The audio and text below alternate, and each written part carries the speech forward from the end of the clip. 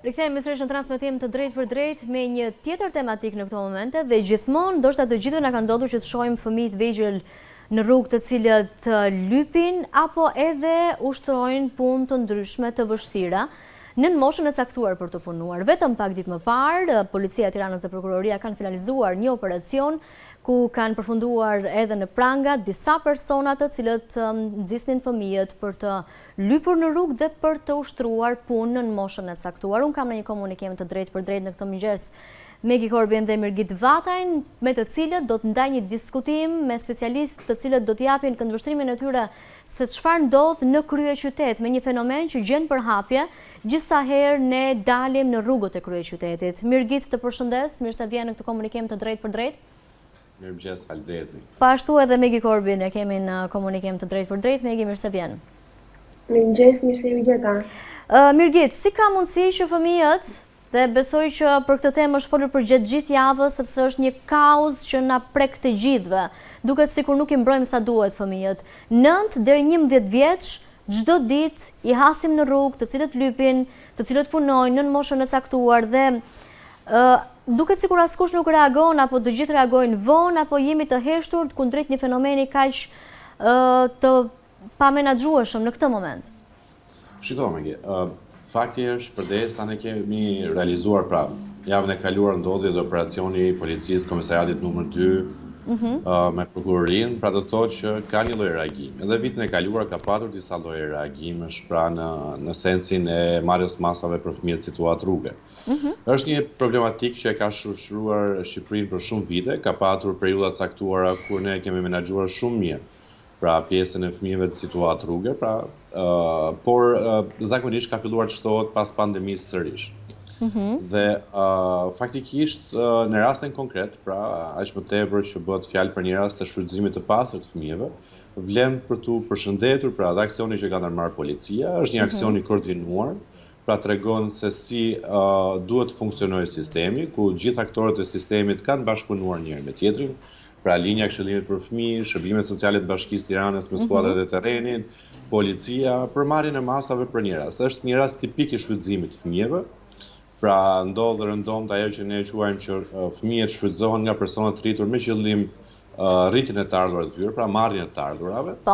Por ky fenomen pra krahas asaj çka ne mund të themi gjatë gjithë kohës për strukturat, pra ne mund të kemi ndoshta shumë edhe kritika ndonjëherë edhe pak kënaqësi me mënyrën se si mund të menaxhojnë strukturat rastet e fëmijëve në situatë rrugë, por ndonjëherë duhet të kthejmë pak edhe syt edhe nga shoqëria dhe nga secili prej nesh. Pse ka përndjekur Mirgit Shqipërinë ndër vite ky fenomen? Me çfarë ku e gjen lidhjen, ku e bën lidhjen si specialist?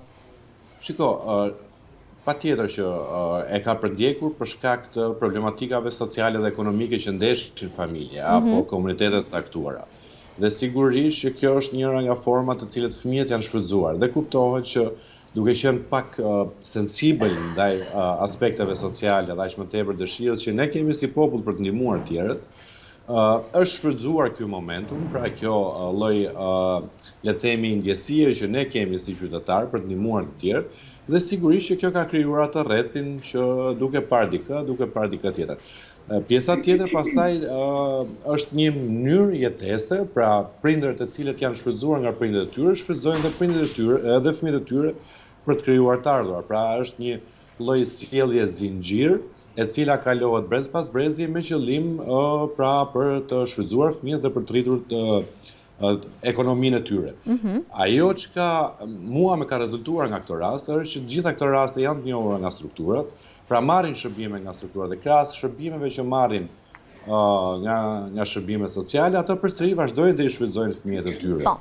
Dhe në këtë sens pra është për të përshëndetur sepse tash në raste të caktuara duhet merren edhe masa të caktuara, dhe aq më tepër nëse ka diskutim nëse kjo është një masë ekstreme, në këndvështrimin tim nuk është një masë ekstreme, sepse fëmijët pra gëzojnë një mbrojtje të veçantë. Patjetër, shefa, do pyesim Megin për këtë aspektin juridik. Nga pikpamja penale, Megi, do doja të merrja këndvështrimin tuaj në këtë moment, si klasifikohet kjo vepër? Megi, mirëmëngjes përsëri nga unë.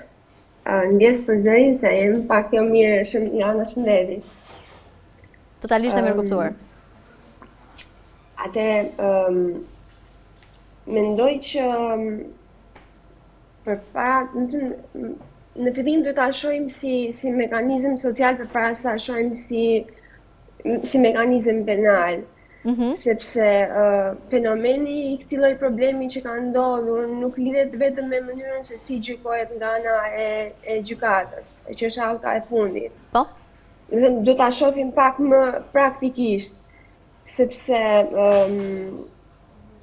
nëse do ta gjykojmë që është gjykuar butë, duhet të marrim parasysh, domethënë duke gjykuar edhe pjesën e organizatorëve, domethënë që 4 prindrit janë, domethënë meshku janë lënë në burg, edhe gratë në arrest shtëpie. Përse domethënë çdo kush mund të pyesë që pse kjo lloj ndasie dhe krijon një perceptimi social jo shumë të drejtë. Problemi është që shihen shumë komponente, gjykata shpeshherë shikon interesin më të lartë të fëmijës. Në momentin që jemi në fazën e hetimit, sepse masa arrestit është masë me karakter e cila nuk bën gjykimin në themel të çështjes, që do të thotë çështja është ende në hetim. Pra është ende duke u parë nëse ka implikime të tjera, apo rjeti është edhe më i zjeruar dhe nëse ka vend për kualifikime të veprave të tjera. Pra e shikon fenomenin në një mënyrë më të gjerë dhe duke parë interesin më të lartë të fëmijës, gjykon që nga ana e kodit penal organizatori ka marrë masën e duhur sa i përket kodit penal, që do të thotë janë arrest në burg. Ndërsa nëna duke marrë parasysh faktin e kujdestarit ligjor, edhe për shkak të pozitës, është lënë në shtëpi. Ajo që më duhet të them është se të dy gjykohet shpeshherë a do ishte shmangur kriminalizimi i situatës. Kriminalizimi nuk do ishte shmangur edhe nëse kur, domethënë edhe nëse kur do ishin vënë edhe nënat në burg, sepse përgjithsisht arrestin më lejo me këtë marrë dhe këndvështrimin social nga ana e Mirgitit për këtë aspekt. Të duket i drejt ky vendim, Mirgit?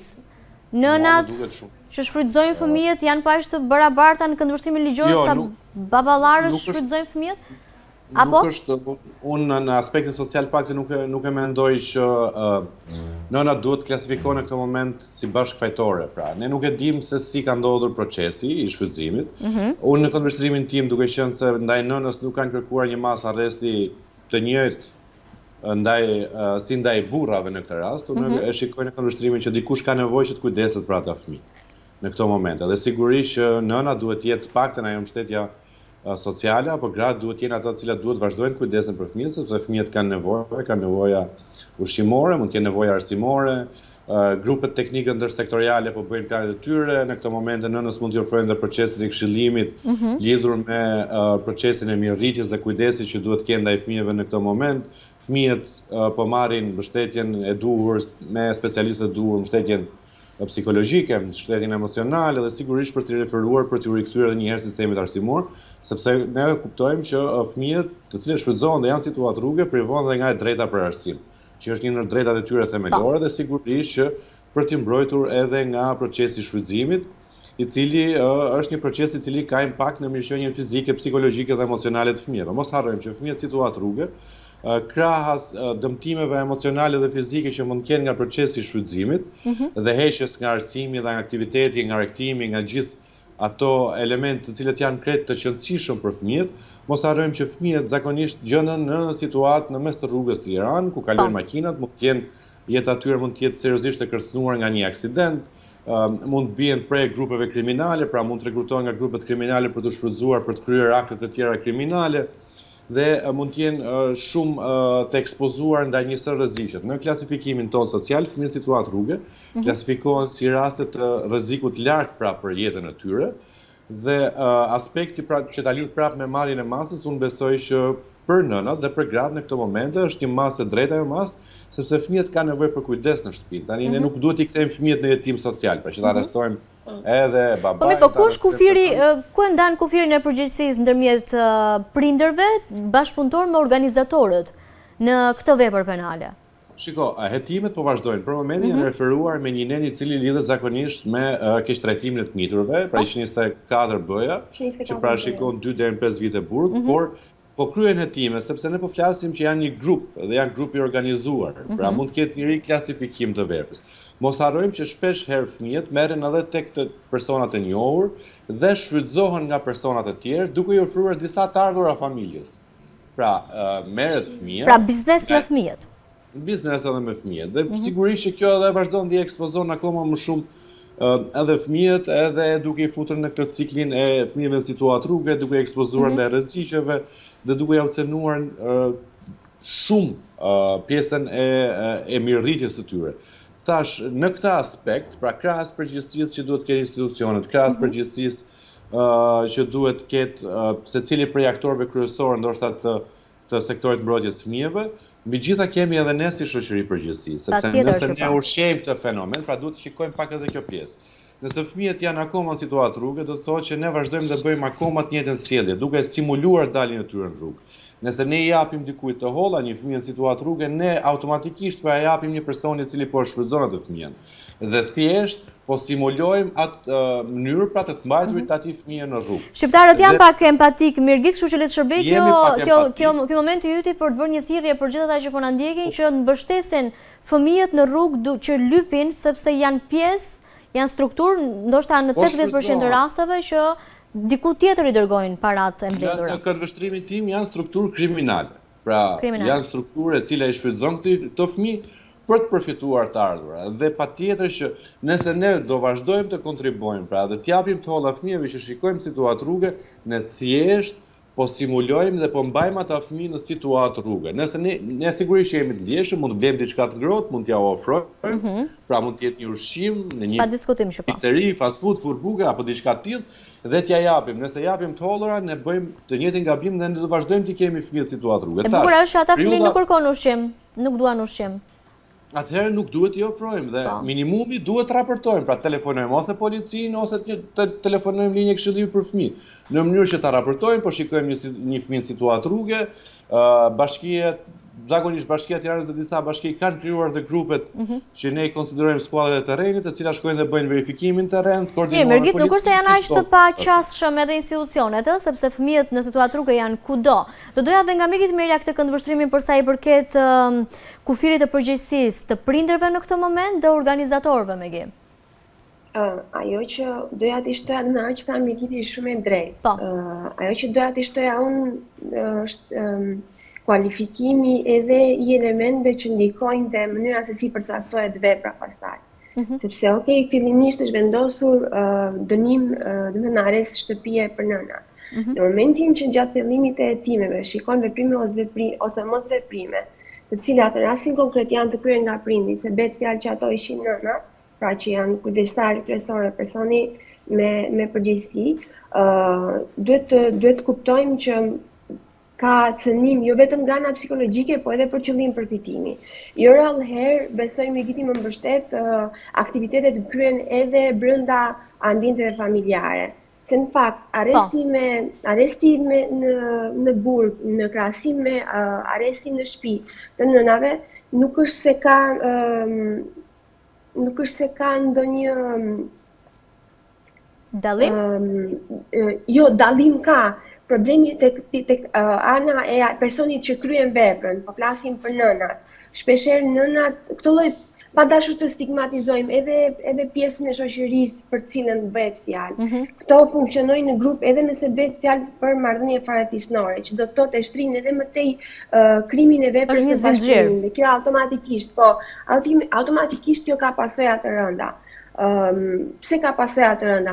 Mund të ketë, pavarësisht se babai është në burg dhe nëna është në shtëpi, mund të themi se nëna mund të ketë ende depresion psikologjik nga ideja se babai ose bashkëshorti mund të dalë dhe të shikojë se ka bërë hapa mbrapa sa I përket zhvillimit të veprës, që do të thotë edhe mund të jetojnë gjithkohës në presion, dhe e vazhdojnë akoma aktivitetin që kanë rënë përgjysëm.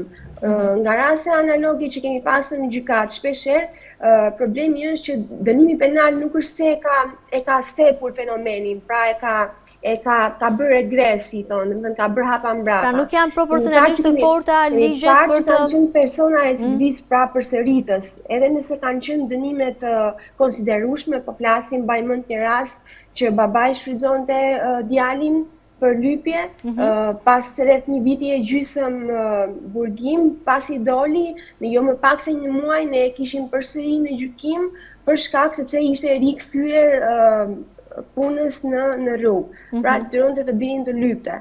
Prandaj po them që janë raste që nuk kufizojnë vetëm brenda dënimit penal, duhen pak më tepër. Janë edhe me karakter social për diskutim. Megi, do shkojmë shkurtimisht në publicitet në këtë moment, do rikthehem me ju vetëm pas pak, do doja nga Mirgiti kur të kthehem për disa strategji, ndoshta dhe këshilla edhe për prindrit, edhe për fëmijët, edhe për gjithë komponentët së bashku. Shkurtimisht publicitet, rikthehemi sërish së bashku pas pak.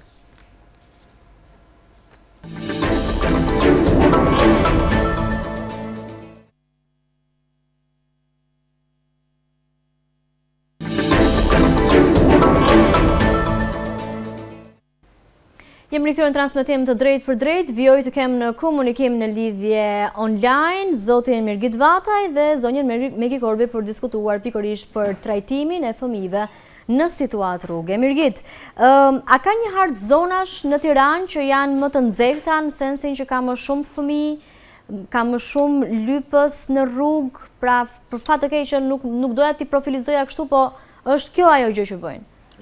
Fëmijë në situatë rrugë, po, ka një artë zonave, janë kryesisht zonat afër qendrës Tiranës, pra janë kryesisht kryqëzimet e mëdha, ku shikohet edhe një shpeshësi më e madhe e fëmijëve të cilët shfrytëzohen në këto segmente rrugore. Pra, mund të jetë zona 21-shit, është zona rrugës Elbasanit, janë kryesisht vendet e kultit apo vendet religjioze, pra afër kishave apo afër xhamive.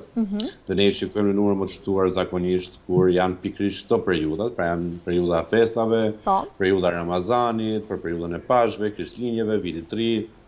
Pra kemi pak a shumë një tipologji të rasteve, kemi një hartë të zonave të cilët fëmijët i shikojmë më shpesh në këtë zonar, pra që ka një frekuencë shpeshësie më të madhe, dhe sigurisht që thash lidhet kryesisht edhe me festat. Ne mos harrojmë që tashmë edhe zakonisht zonat turistike, pra zonat bregdetare gjatë periudhës së verës, por mos harrojmë që tashmë Tirana ka një numër të madh turistësh, turizmi është pothuajse gjatë gjithë vitit dhe sigurisht që edhe frekuenca dhe shpeshësia e fëmijëve në situatë rrugë mund të jetë pak më madhe, ka filluar të bëhet edhe më e dukshme edhe më e shpeshtë. Por që sigurisht për këtë arsye duhet të jenë vigjilentë gjitha aktorët kryesorë të sistemit mbrojtjes së fëmijëve bashkë me policinë, por edhe ne si qytetarë në mënyrë që t'i raportojmë dhe t'i largojmë nga ky rreth vicioz i shfrytëzimit në cilin ata gjenden. A ke një thirrje të fundit, dhe kjo është pyetja e fundit që të bëjmë pas mund të vazhdosh fundjavën tënde? Faleminderit. Sigurisht që thirrja parë në këtë moment i drejtohet gjithë qytetarëve që nuk duhet në asnjë moment t'i ofrojnë tolla fëmijëve apo çdo individi në situatë rrugë. E dyta ka të bëjë me faktin që sigurisht që edhe institucionet duhet të luajnë rolin e tyre proaktiv në identifikimin në kohë. E treta ka të bëjë me faktin që edhe zyrat e punës duhet të jenë pak më shumë agresive, duhet të rishikohet pak edhe pjesa mbështetjes së ndihmës ekonomike, sepse ndoshta gjatë kohës që ne po diskutonim ishte edhe një detaj cilin doja ta përmendja që shpesh herë familjet, pra mënyra se si funksionon sistemi, zyrat e punës, shërbimet sociale këtyre familjeve ju ofrojnë mundësi punësimit, dhe shumicën e kohës të familjet, paktën në eksperiencën time, refuzojnë mundësitë e punësimit të cilat vinë nga zyrat e punës, sepse në të njëjtën kohë marrin ndihmën ekonomike nga skema ndihmës ekonomike dhe në të njëjtën kohë shfrytëzojnë dhe fëmijët. Dhe të ardhurat që vinë nga shfrytëzimi i fëmijët janë shumë më të mëdha se sa nëse këto do punësoheshin. Është vërtet. Pra, skema së si ndërhyrje duhet të jetë pak më shumë detyruese. Nëse ti nuk pranon këtë ofertë pune, do hiqesh nga skema e mbështetjes së ndihmës ekonomike, aq sa është, nuk ka problem. Pra ka strategji se si mund të menaxhohet e gjithë situata. Po, dhe në të njëjtën kohë duhet të fillojë, pra duhet të mahet i njëjti standard që është vendosur nga ky rast me komisariatin numër 2, pra që është i praktike suksesshme, duhet të ruhet për çdo rast. Për çdo rast tjetër, pra dhe policia dhe efektivët e policisë në moment që shikojnë fëmijën situatë rrugëve që po shfrytëzohen dhe me iniciativën e tyre mund ta fillojnë dhe mund të nisin një procedim dhe mund të njoftojnë dhe shërbime sociale.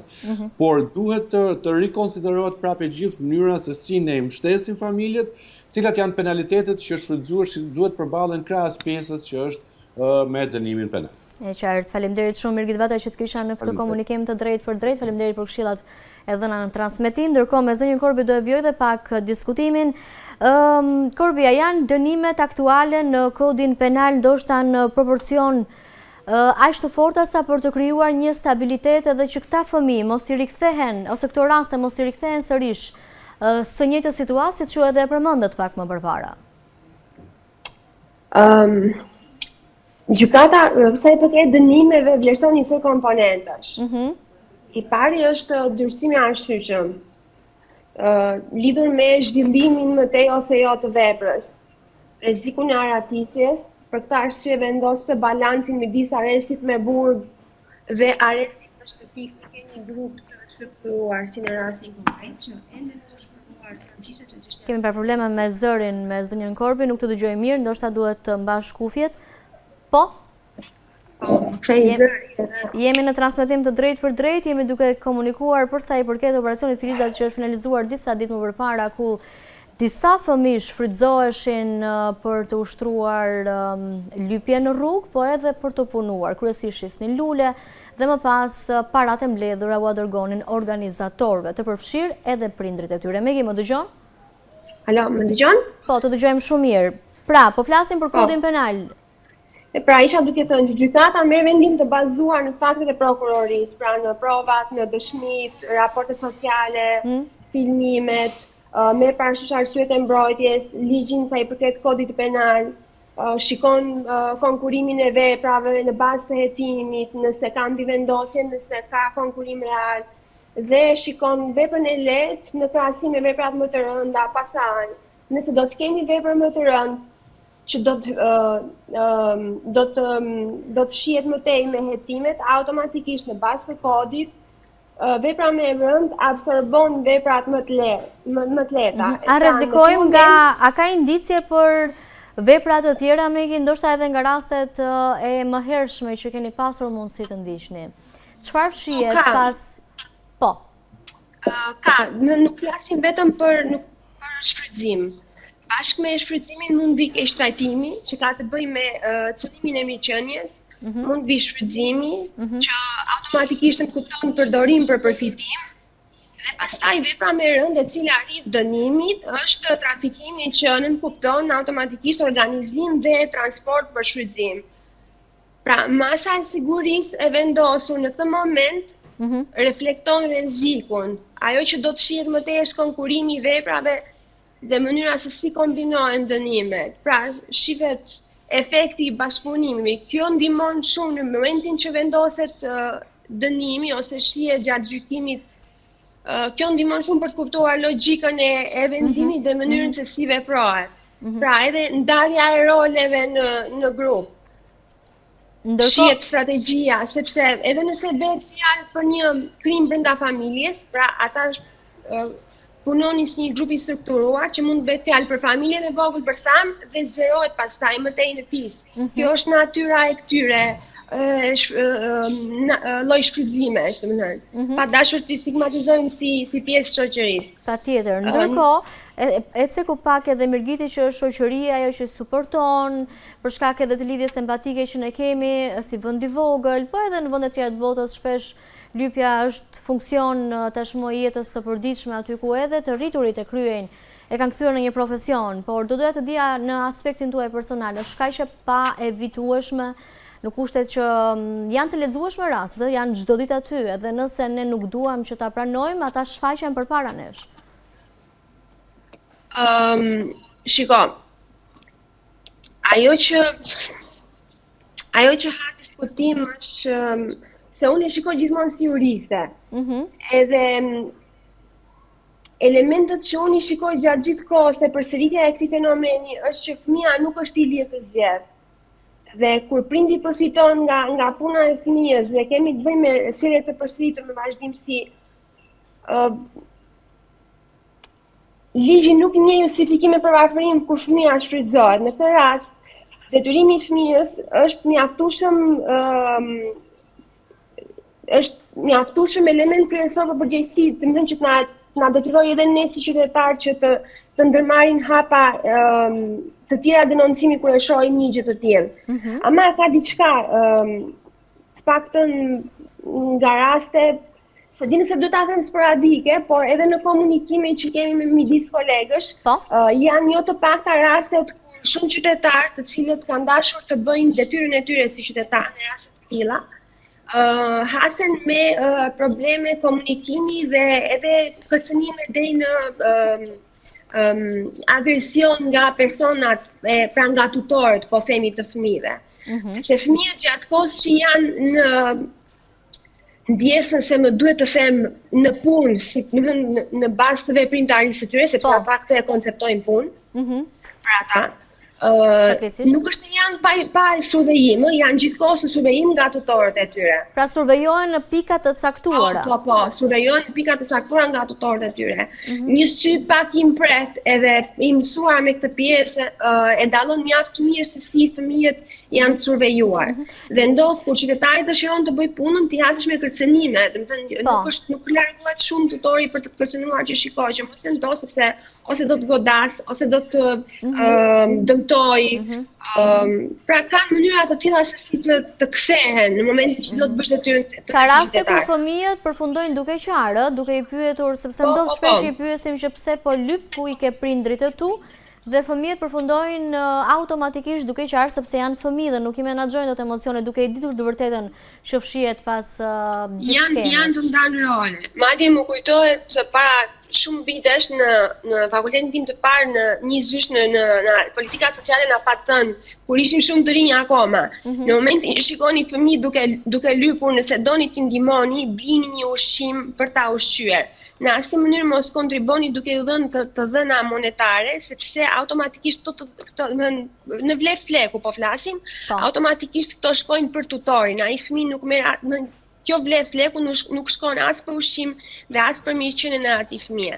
Pra nëse qytetarët kanë mundësi, mund t'i veshin, mund t'i mbathin, mund t'i japin për të ngrënë, mund të kujdesen për ta, por jo t'u japin para. Mund të citoj një rast tjetër, më ka ndodhur në një ditë zakonshme përpara 7 vitesh, ndoshta pak më shumë, në 2018-ën, kishim një rast të përsëritur që mund të ishte hera e tretë që e gjykonim, babai i bëi përsëritës. Ishte ajo fakti që përmendi Mirgiti pak më përpara që 3 herë një rast. Ishte 3 herë një rast, babai e rikthente fëmijën në punë, bënte burg, do të thënë dilte nga dënimi, nga institucionet e burgimit, i rikthei përsëri dhe më ndodh një ditë krejt rastësisht që të shoh në rrugë personin që e kishim pasur në gjykim, ndoshta për herë të dytë ose të tretë, që ishte duke bërë të njëjtën, se çdo puna detyron që ti ndonjëherë ti fiksosh palët që ke pasur në gjykim. Aq dhe për kurase të bëhen përsëritse. Edhe më ndodhi që të kaloja në një fragment rruge dhe ta shija babain së bashku me djalin, djali duke lypur dhe babai duke kontrolluar në një cep. Edhe në një moment fëmia mbaj mend ishte shumë i vogël, nuk ishte më shumë se 7-8 vjeç, domethënë në atë interval kohësh që ne bënim gjykimet. Edhe isha duke kaluar dhe fëmia si duket më kishte mbajtur mend, ta nuk e di.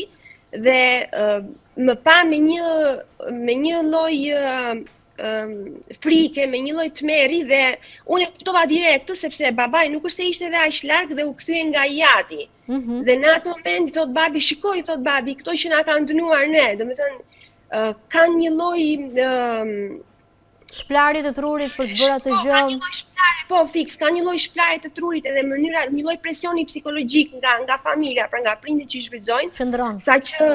Saqë nuk në shumicën e rasteve, domethënë, edhe nuk duhet të harrojmë që këto lloj tutorësh janë dhe përdorues të drogës dhe të alkoolit në shumicën e rasteve. Pra presioni psikologjik ka një sër problematika që duhen trajtuar, por që ky rast jetë një sinjal për të vazhduar deri në fund siç duhet, edhe për shumë raste të tjera të fëmijëve në situatë rruge që të vjen keq ti shohësh në rrugët e kryeqytetit të lypin edhe të sakrifikojnë edhe jetën e tyre, shkollimin dhe çdo gjë tjetër duke hequr dorë nga fëmijëria e tyre që është etapa më e bukur e jetës së një fëmije. Megit, falenderoj shumë që të kisha në këtë komunikim të drejtë për drejtë gjithmonë kur kam nevojë për ekspertizën tuaj si penaliste për të mitur. Faleminderit shumë. Mirë, mbyllim këtë komunikimin me zonjën Korbi, diskutuan për sa i përket operacionit Filizat. Le të kujdesemi pak më shumë për njëri tjetrin në komunitet, duke mos ju dhënë para fëmijëve në situatë rruge për shkak se ato shkojnë në grupe më të mëdha dhe të strukturuara. Do të shkojmë në publicitet në këtë moment e pas pak me edicionin e orës 11.